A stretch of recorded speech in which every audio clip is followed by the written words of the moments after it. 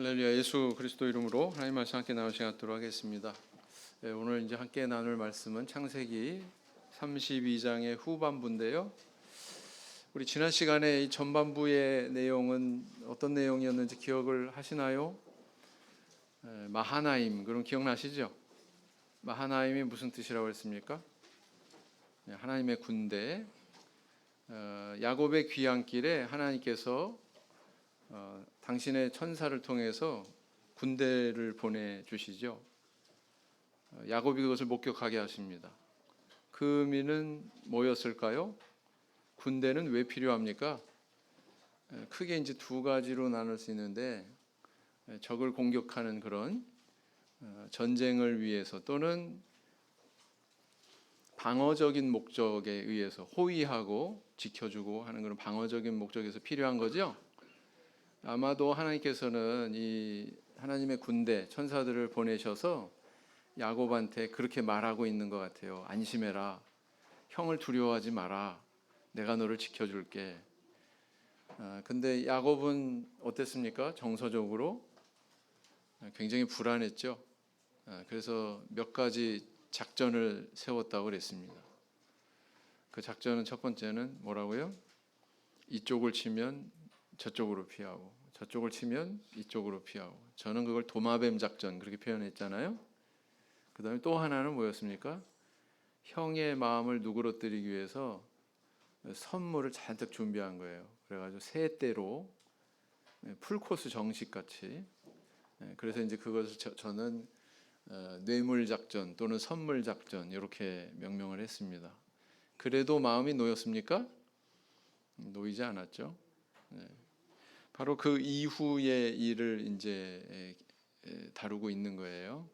아니 그 이전에 또 야곱이 제가 빠뜨린 게 하나 있는데, 야곱이 뭘 했습니까? 하나님 앞에 기도했어요, 안 했어요? 기도했어요. 기도한 내용을 여기 또 기록을 하고 있습니다. 내가 빈손으로 이렇게 출발했지만 하나님께서 이렇게 엄청나게 많은, 지금 세 때나 이루었나이다 그러면서 하나님께서 부어주신 그런 재산에 대해서 주목하기도 하고, 또 자기 가족들에 대해서 주목하기도 하고. 왜요? 그 의미는 뭐예요? 이거 다 잃을 것 같거든. 가족도 잃을 것 같고 재산도 잃을 것 같고, 막 그런 불안한 심경을 기도를 통해서 토로하고 있지 않습니까? 그러면서 이제 또 뭐 하나님의 약속도 붙들기도 하고. 그래도 불안함이 떨쳐지지 않았습니다.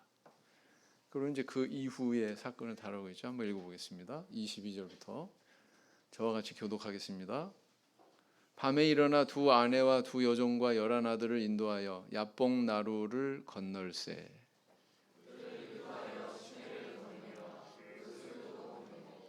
야곱은 홀로 남았더니 어떤 사람이 날이 새도록 야곱과 씨름하다가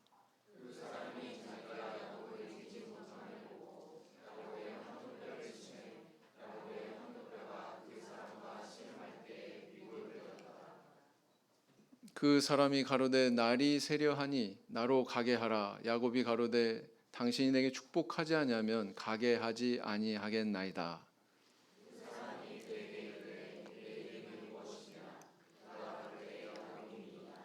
그 사람이 가로되 내 이름을 다시는 야곱이라 부를 것이 아니요 이스라엘이라 부를 것이니 이는 내가 하나님과 사람으로 더불어 겨루어 이기었음이니라.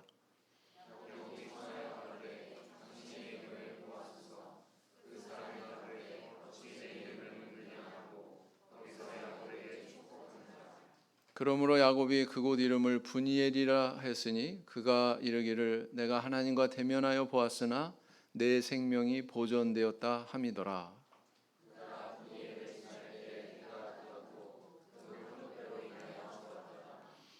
그 사람이 야곱의 환도뼈 큰 힘줄을 친 고로 이스라엘 사람들이 지금까지 환도뼈 큰 힘줄을 먹지 아니하더라.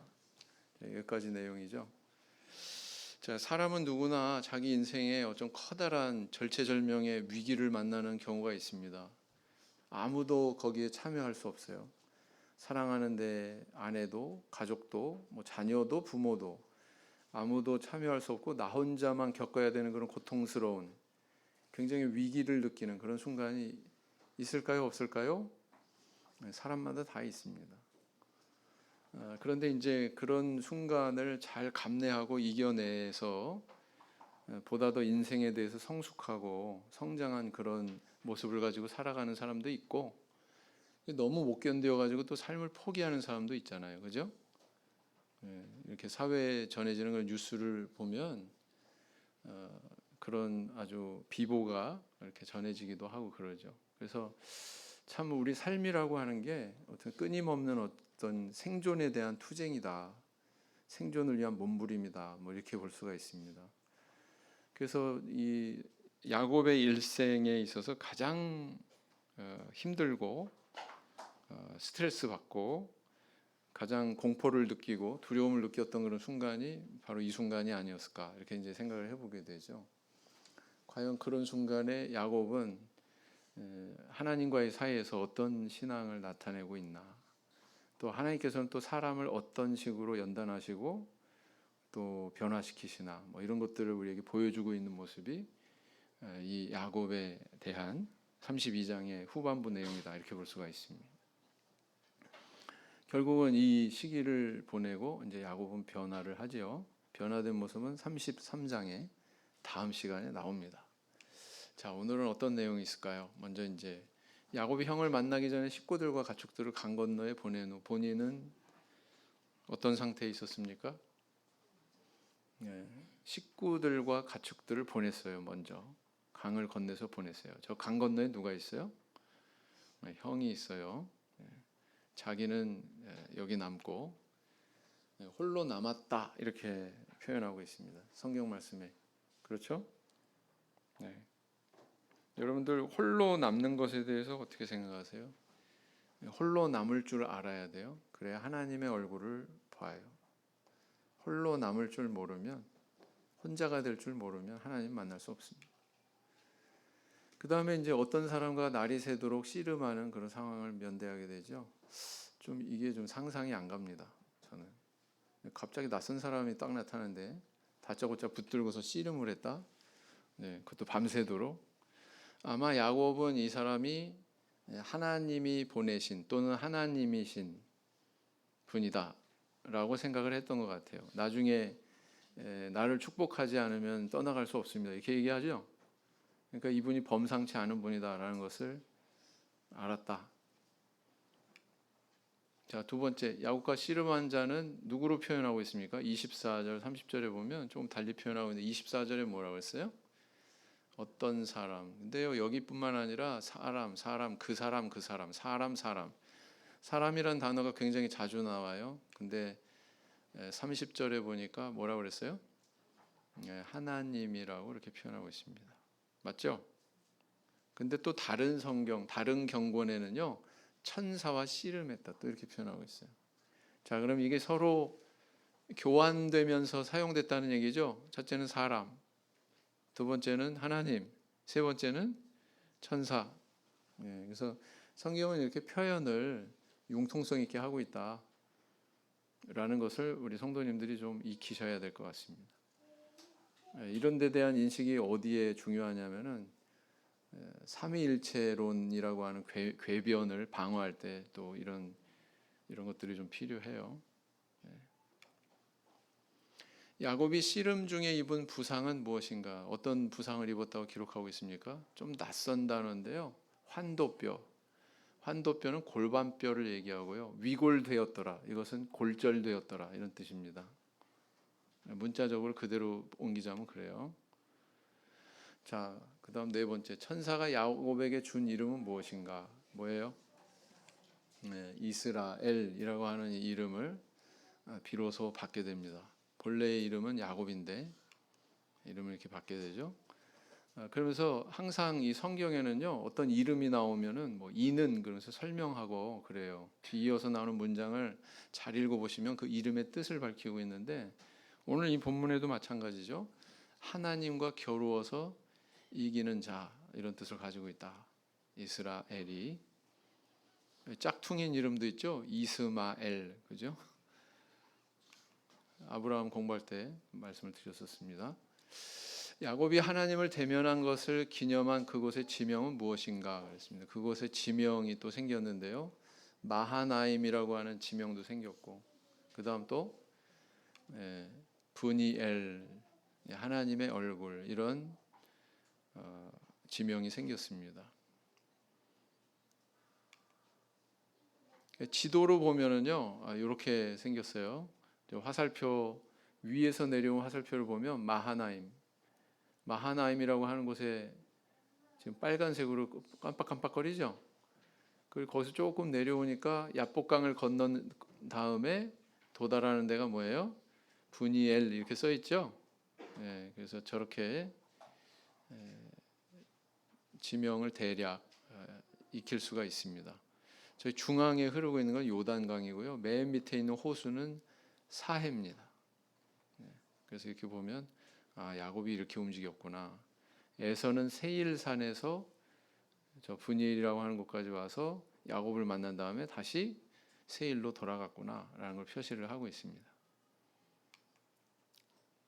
자, 지금도요, 그 요르단에 가면은 야복강이라고 일컫는 아주 그 강 같지도 않은 강이 있습니다. 저게 강입니까? 시내지. 우리 청천에 가면 저보다 훌륭한 내가 잘 흐르고 있죠. 저 나라에서는 저게 강이래요. 요단강도 형편없고 야복강도 형편없고 간헐천도 많고, 무슨 강이라고 해서 갔는데 물이 한 방울도 없어요. 간헐천이에요. 비가 왕창 와서 물이 흘러야 강이고, 평상시 때는 빼짝 말라 있고 뭐 그런 강이 많습니다. 여기도 보니까 뭐 시내 정도밖에 안 되죠, 그죠? 뭐 옆에 우리 교회 앞에 흐르는 천 이름이 뭐죠? 예? 영운천. 딱 영운천 정도 수준이에요. 자, 동영상으로 지리적인 것을 한번 익혀보시겠습니다. 음성이 나오나요? 거꾸로 다시 할까?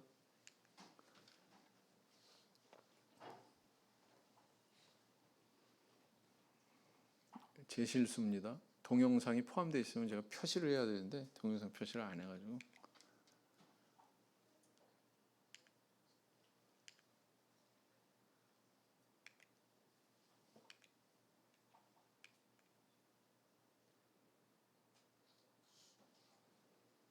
저기 뱅글뱅글 돌아가고 있는 데가 마하나임이에요. 마하나임이고, 저기 휘돌아가는 강이 그럼 무슨 강이겠습니까? 야복강이겠죠. 그 다음에 이제 저기 오른쪽에가 브니엘이라고 하는 지명입니다. 그래서 굉장히 근접해 있구나라는 걸 알 수가 있죠. 저분이 이야기해야 되는 걸 제가 하고 있습니다 지금. 저기서 서쪽 언덕은 마하나임으로 추정되는 곳이고요. 오른쪽의 언덕은 브니엘로 추정이 되는 그런 언덕입니다. 그래서 이제 이 브니엘이라고 하는 그 지명은 몇 군데 성경에서 등장을 하고 있습니다. 창세기 32장에서도 오늘 이 본문에서 등장하고 있고요. 또 이제 다른 성경에서도 잠깐 등장을 하는데, 뭐 이렇게 중요한 지명은 아니고 야곱에게 있어서 가장 의미 있게 드러나는 그런 지명이다, 이렇게 볼 수가 있습니다. 됐습니다.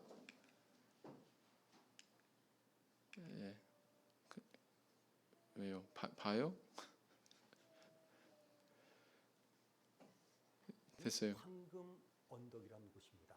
이곳은 목소리 들리세요?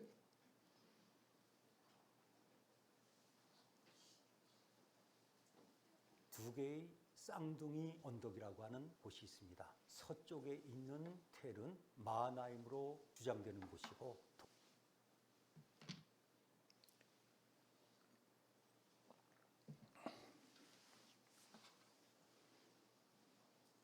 뭐 이 정도 보면 동쪽에 있는 텔은 브누엘로 추정되는 곳입니다. 이곳을 가보시겠습니다. 여기는 야복강 상류입니다.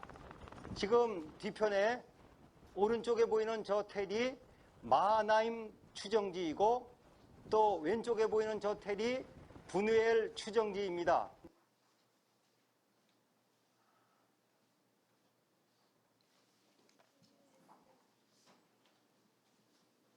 이 브니엘은 사사 기드온이 미디안 군대를 추격할 때 그에게 음식을 주지 않아 승전한 후에 보복했던 장소이기도 합니다. 이스라엘의 여로보암 왕이 성읍을 건축한 곳이기도 합니다. 예, 이 정도예요. 예.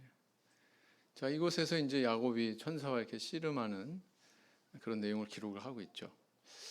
조금 이제 더 자세히 깊이 생각을 해보면 어떤 내용을 우리가 알 수 있을까요?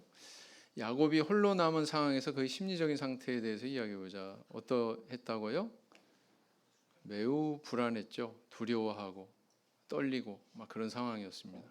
왜 그럴까요? 자기가 일생 동안 쌓아올린 모든 것이 한순간에 무너져 내릴 수 있는 그런 불안감을 느낀 거죠. 두려움을 느낀 거죠. 사람은 평생 동안 자기가 쌓아올리는 것들이 있잖아요. 뭐 돈을 추구하는 사람은 돈 평생 모으고, 명예 추구하는 사람은 또 명예를 쌓고, 그렇죠? 네. 야곱에게 있어서 남아 있는 게 뭐였습니까? 그 수중에 첫째는 가족이죠. 야복강을 건넨 그런 대상들이 뭔지를 기록을 하고 있는데, 첫째는 가족들이고 두 번째는 뭐예요? 가축들. 자기가 가지고 있는 모든 것 아닙니까? 네. 그거를 잃을까봐 노심초사했던 거예요. 네. 형이 이걸 어떻게 할 것 같다. 가족들을 다 죽이면 어떡하지? 그리고 내가 가지고 있는 이 가축들 다 약탈해 가면 어떡하지? 이 공포가 있는 거죠. 네. 그런데 자기가 소유한 재물이나 가족이나 아니면 자기가 강구했던 뭐 도마뱀 작전이나 뇌물 작전이나 소용이 있어요, 없어요? 그 불안한 그 순간에 도움이 돼요, 안 돼요? 도움이 안 돼요. 전혀 안 돼요. 그렇죠? 이게 사람의 모습이다. 우리 성도님들이 귀중하게 여기는 것, 인간이 귀중하게 여기는 것, 뭐 성도님들뿐만 아니라 세상 사람들도 마찬가지란 말이에요. 정말 그것이 귀중한 건가? 내가 정작 어려울 때 나한테 요만큼도 털끝만큼도 도움이 안 되고 오히려 짐이 되고 구차스럽고 그런 거 느끼는 때가 있단 말이죠. 있습니까? 없습니까? 나이 들어서 재산은요 재앙이라고 표현하더라고요. 나이 들어서 재산은 재앙이다. 왜? 자녀들이 싸운대요. 사기당하고 사기의 표적이 된답니다. 나이가 너무 많이 들면은 분별력이 없어져 가지고 남의 말에 이제 잘 넘어가고 그렇기 때문에 나이 들어서 재산은 재앙이다. 뭐 이렇게 표현하는 또 사람도 있습니다. 내가 불안할 때 뭐 조금이라도 그것이 나한테 안정감을 줬나? 야곱을 보면 아닌 것 같아요. 가족도 그죠? 가장 가까운 뭐 아내들도 또 자녀들도 무슨 도움이 됩니까? 정말 고독한 거죠. 그래서 인간은 결국은 혼자다. 근데 신앙인에게 있어서는 혼자가 아니죠. 결국에 야곱은 홀로 됐지만 그는 매달리는 한 곳이 있었죠. 그래서 이렇게 하나님께만 매달리게 되는 그런 막다른 상황에 봉착하게 된다라는 겁니다. 야곱이 하나님의 천사와 씨름한 사실을 다른 성경은 어떻게 말하고 있는지 여기 보자. 호세아서에 보면 어떻게 표현하고 있냐면요. 그가 이기고 울며 간구했다 이렇게 표현하고 있습니다. 어떻게 보면 그리스도께서 그 겟세마네 동산에서 절박하게 기도하시는 모습을 또 상기시키기도 하죠. 이렇게 야곱에게도 이런 순간이 있었고 그리스도에게도 이런 순간이 있었던 것처럼 우리 인생에도 이런 순간이 있습니다. 반드시 있습니다. 그래서 우리가 하나님 앞에 무릎 꿇게 하시죠. 네. 호세아서 12장 4절 읽어보겠습니다. 시작.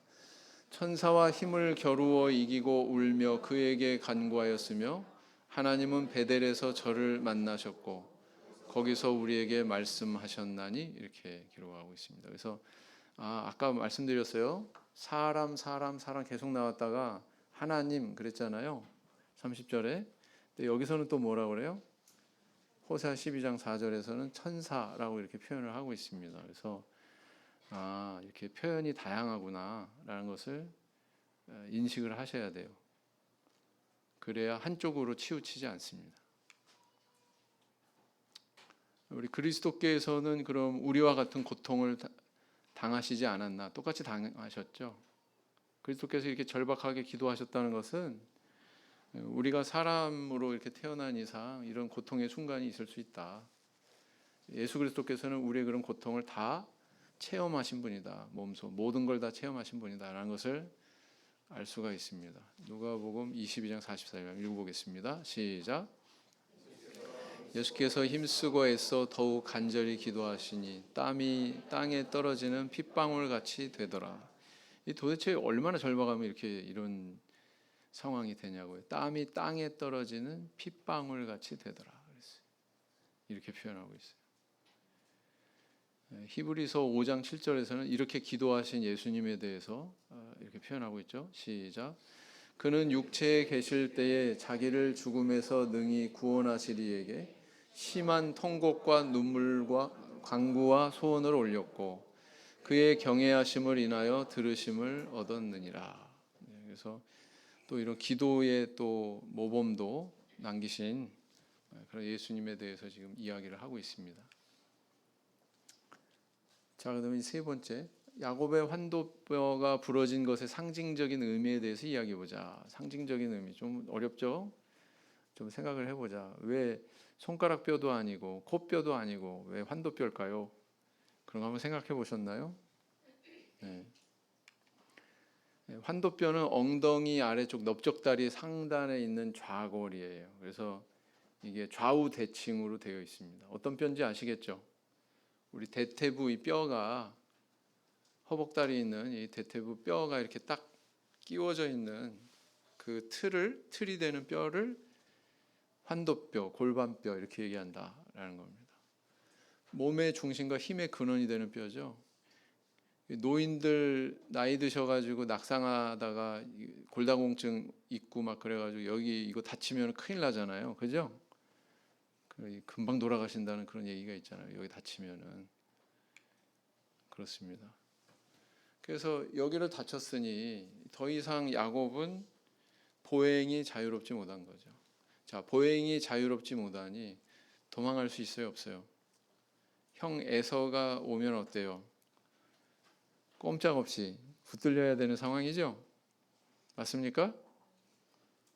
한번 생각해 보세요. 야곱은 내가 어찌 됐건 도망가게 해주세요 이렇게 기도했을 거라고요. 이 상황을 모면하게 해주세요, 도망가게 해주세요. 근데 하나님께서는 오히려 환도뼈를 치셨어요. 골절되게 하셔가지고 도망 못 가게 딱 꼼짝 마 이렇게 해놓으셨어요. 자, 이렇습니다. 우리 수영자면 익숙하죠? 근데 이렇게 생각해 볼 수 있어요.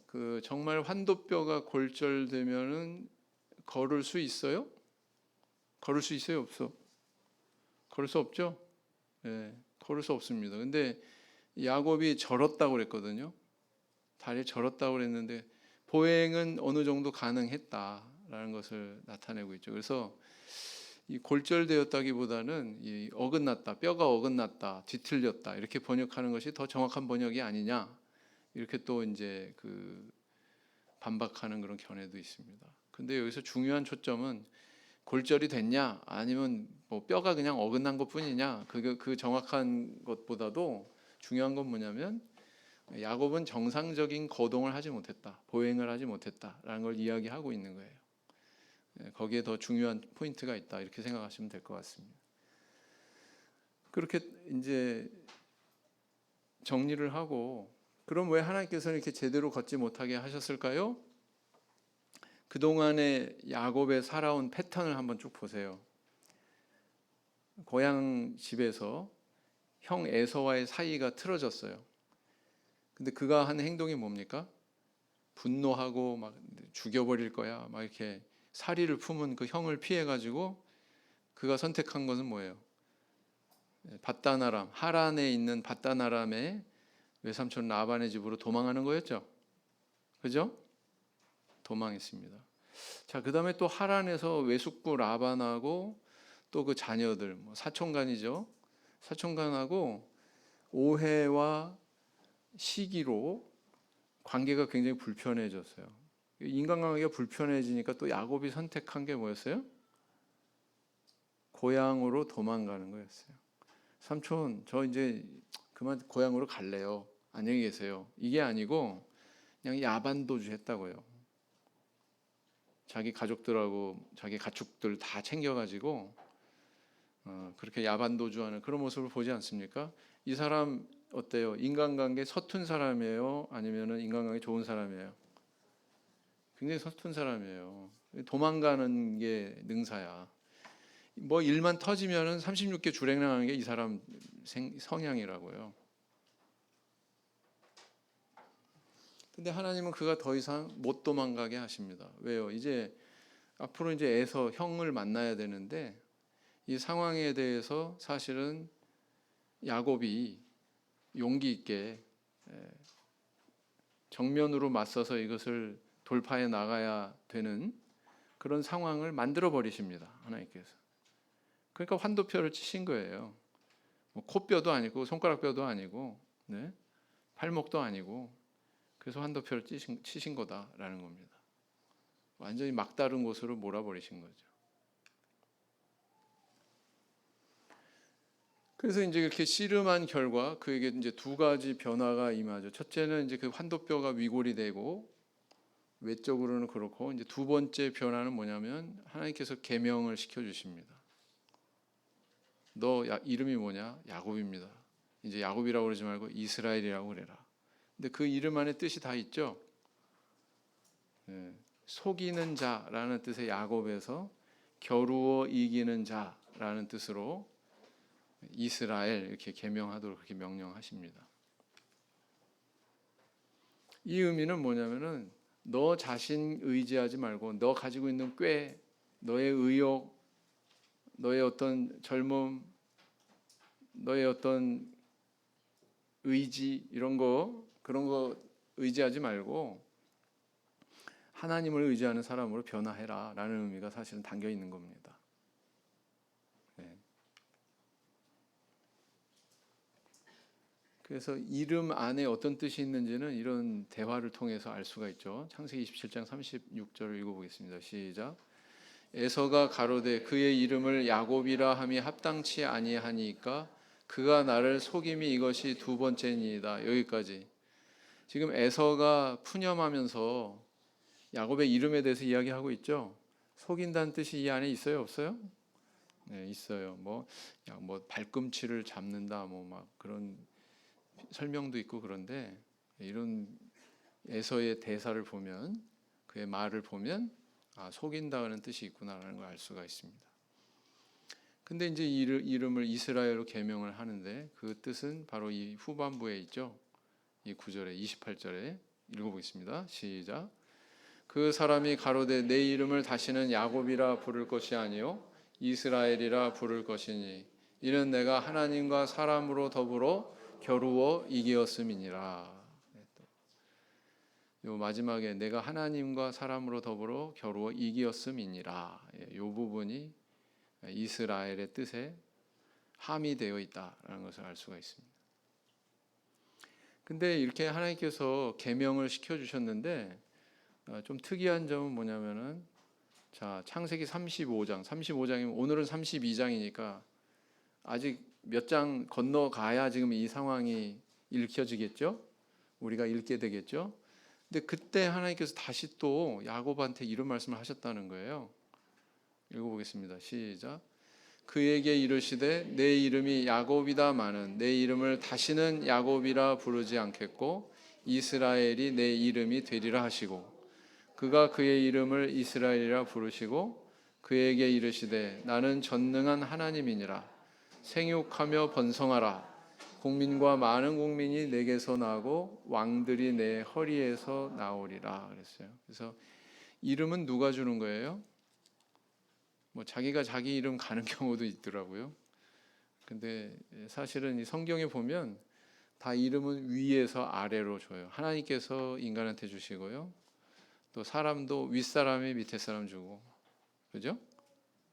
어떤 존재의 의미를 부여하는 거죠. 그리고 그 이름을 통해서 그 사람의 어떤 인생에 대한 어떤 바램과 의지를 또 나타내는 경우가 있습니다. 이게 하나님께서 이런 의지를 나타내신 거예요. 야곱한테. 야, 너 이제 야곱이라고 그러면 안 돼. 이스라엘이라고 그래. 나와를 관계 맺는 그런 사람으로 살아가라. 이렇게 얘기하고 있는 거죠. 오늘날 이런 그 하나님의 그 야곱을 향한 행보는 우리에게도 의미가 있습니다. 우리에게 주어진 이름들이 있어요. 개인적으로 고유명사로 주어진 이름도 있지만 영적으로 우리에게 다 어떤 이름이 주어졌습니까? 너는 그리스도이냐? 너는 기독교이냐? 너는 예수 믿는 사람이야? 너는 참예수교의 성도야? 이 이름이 있어요, 없어요? 네, 성도라고 하면 우리의 그 호칭이 있습니다. 이름이 있습니다. 그래서 우리는 그 이름에 걸맞게 살아가야 되겠죠. 읽어보겠습니다. 에베소 4장 시작. 너희는 유혹의 욕심을 따라 썩어져 가는 구습을 쫓는 옛사람을 벗어버리고 오직 심령으로 새롭게 되어 하나님을 따라 의와 진리의 거룩함으로 지으심을 받은 새 사람을 입으라 했어요. 골로새서에도 또 유사한 표현이 있죠. 시작. 이를 벗어버리고 새 사람을 입었으니 이는 자기를 창조하신 자의 형상을 쫓아 지식에까지 새롭게 하심을 받는 자니라 그랬어요. 그래서 끊임없이 우리에게 이렇게 변화될 것을 성경은 요구하고 있습니다. 우리의 신분, 우리의 호칭에 걸맞는 그런 사람이 되기를 권유하고 있죠. 자, 그 다음에 이제 다섯 번째는 뭐냐면 왕국 시대와 현재 이르기까지의 역사 속에서 이스라엘이라는 이름에 대해서 이야기해 보자 그랬습니다. 크게 이제 다섯으로 나눠서 이야기할 수 있는데요. 첫째는 야곱의 계명된 개인적인 이름, 그 이름으로서의 이스라엘이 있고요. 두 번째는 출애굽 이후의 선민 공동체의 이름을 이스라엘 이렇게 얘기하죠. 개인 이름이기도 하지만 족속 전체 이름이기도 하죠. 맞습니까? 사실 또 이제 이걸 이렇게 확대할 수도 있어요. 그러니까 이스라엘의 밑에서 태어난 모든 자손들을 이스라엘로 간주하는 거예요. 그죠? 그래서 예언서 같은 데 보면 뭐 야곱아, 이스라엘아 이렇게 부른다고요. 그러면 창세기에 나오는 그 야곱을 얘기하는 게 아니고 창세기에 나오는 그 이스라엘 개인을 얘기하는 게 아니고 뭐예요? 그 자손 전체를 얘기하는 거죠. 그 족속 전체를 얘기하는 거죠. 그렇게 이해하시면 됩니다. 솔로몬 사후에 분열왕국 시대가 도래하게 되는데 그때 북왕국, 남왕국, 북왕조, 남왕조 이렇게 나뉘어지게 돼요. 근데 북쪽을 일컬어서 뭐라고 그랬어요? 이스라엘이라고 그랬고요. 남쪽을 일컬어서 뭐라고 했습니까? 유다 이렇게 또 일컬었죠. 그래서 남유다의 상대 개념으로 북이스라엘, 이스라엘 또 이렇게 호칭을 하게 됩니다. 그다음 네 번째는 포로 생활에서 귀환한 다음에 사실은 거기 다수는 뭐예요? 포로 귀환은 다수가 유다 족속이었었거든요. 근데 이걸 또 이스라엘 이렇게 또 부릅니다. 또 그렇죠? 네. 자, 신약 시대에 와서는 누가 진정한 이스라엘이냐? 사실은 하나님의 선택을 받은 우리가 진정한 영적인 이스라엘로 이야기되어지고 있다. 어디에요? 계시록에. 그렇죠? 구절을 보면 이건 아까 읽은 거니까요. 개인 이름으로서의 이스라엘. 이게 근거죠. 두 번째는 뭐냐면 출애굽 이후 선민 공동체 이름. 너는 바로에게 이르기를 여호와의 말씀에 이스라엘은 내 아들 내 장자라. 이거 너는 누구예요? 모세. 하나님이 모세한테 지금 말씀하시는 거예요. 너 저기 바로한테 가가지고 내가 그렇게 이야기하더라고 그래. 이스라엘은 내 아들 내 장자니까 보내. 바로는 근데 안 보내 이렇게 나왔죠. 그죠? 이때 바로 호칭이 뭐냐면 이스라엘은 내 아들 내 장자. 야곱을 얘기하는 거 아니에요. 개인 얘기하는 거 아니에요. 야곱의 후손들 전체. 그 족속을 이스라엘 이렇게 표현하고 있다. 또 이제 아론이 우상 숭배하는 그런 실수를 저질렀을 때 아론과 백성들을 향해서 말합니다. 그들이 말하되 이스라엘아, 이스라엘아. 이거는 그 우상 숭배에 빠진 그 족속, 이스라엘 족속 전체를 얘기하는 거죠. 그렇다. 그다음 분열 왕국 시대 보면은 열왕기상 15장 25절에 유다 왕 아사 제2년에 여로보암의 아들 나답이 이스라엘 왕이 되어 이렇게 기록이 되어 있습니다. 그래서 이걸 보면은 유다 왕, 이건 남유다 얘기하는 거예요. 그다음 이스라엘, 이건 북왕국 이스라엘을 가리키는 겁니다. 22장 10절에도 또 이런 표현이 중복되게 나타나죠. 이스라엘 왕과 유다 왕, 이렇게 왕이 따로 있다는 거예요. 북왕국 왕, 남왕국 왕 이렇게 언급이 될 때 북왕국을 이스라엘 이렇게 표현을 하고 있다라는 겁니다. 포로 귀환한 다음에 이스라엘 자손 이렇게 또 표현하고 있죠.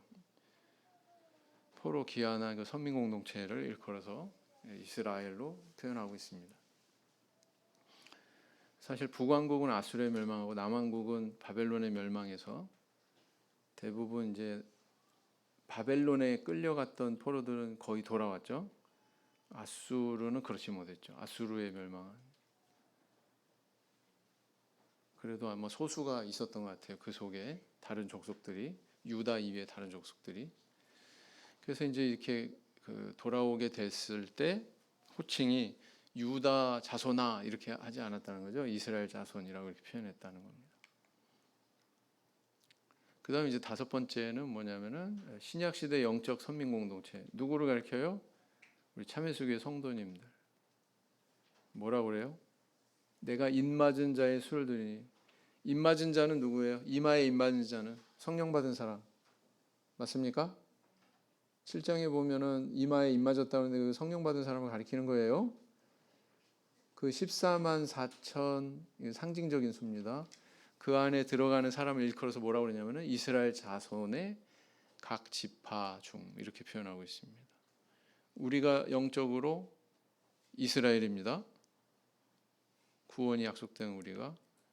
또 21장 12절에도 보면 그 하늘에서 내려오는 새 예루살렘의 형상에 대해서 표현하고 있는데 거기 보면은 문에 커다란 그 성곽이 내려왔다 그랬죠? 새 예루살렘 성이 가로 세로 높이가 1만 2천 스타디온, 1만 2천 스타디온, 1만 2천 스타디온 되는 어마어마한 그런 도시가 내려왔는데 거기에 문들이 있어요. 문들이 있는데 그 문에 이스라엘 12지파의 이름들이 새겨져 있었다. 그렇게 이야기하고 있습니다. 그래서 이스라엘 자손 할 때 이때 이 이스라엘 자손도 이마에 입맞은 하나님의 선민 14만 4천을 얘기하는 거죠. 그게 바로 누구죠? 네, 우리죠. 네, 그렇게 이해하셔야 옳습니다. 그래서 목자님 헷갈려요. 뭐 이스라엘을 일컫는 그런 내용이 이렇게 뭐 시대마다 뭐 상황마다 다 다르네요. 뭘로 판단해야 될까요? 그냥 문맥으로 판단하셔야 돼요. 문맥 속에서. 지금 이 계시록에 나오고 있다. 그러면 이제 바로 5번이구나 이렇게 생각하시면 되고요. 그렇게 해서 그 내용에 맞게 문맥에 맞게 이 이스라엘은 이런 개념의 이스라엘이다라는 것을 생각하시면 되겠습니다. 그래서 이제 오늘 본문은 어떤 교훈을 우리가 삼아 볼 수 있냐면은 나는 깊은 고민의 상황을 만날 때 먼저 의존하는 것이 뭔가 한번 물어볼 필요가 있는 것 같아요. 야곱은 결국은 가장 절박한 상황에 됐을 때 하나님 앞에 결국 무릎 꿇잖아요. 그죠? 네. 나는 성도라는 이름과 걸맞는 삶의 양식을 따르고 있는가? 그다음 하나님이 당신 은혜 안에서 그분의 은혜 안에 거하게 하시려고 내 안에 두시는 어떤 영적인 가시는 있는가? 야곱에게 뭐가 있었어요? 환도뼈 골절이죠. 네. 그런 것들이 있을 수 있습니다. 자, 이런 것들을 교훈하고 있다 이렇게 볼 수가 있습니다. 오늘 여기까지 살펴봤습니다. 묵상기도 하시겠습니다.